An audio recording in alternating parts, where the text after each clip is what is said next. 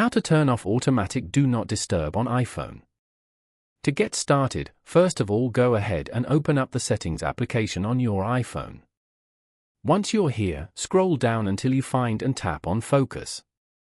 Focus is a feature that lets you customize your devices and silence calls and notifications. You will now see a list of available focus modes.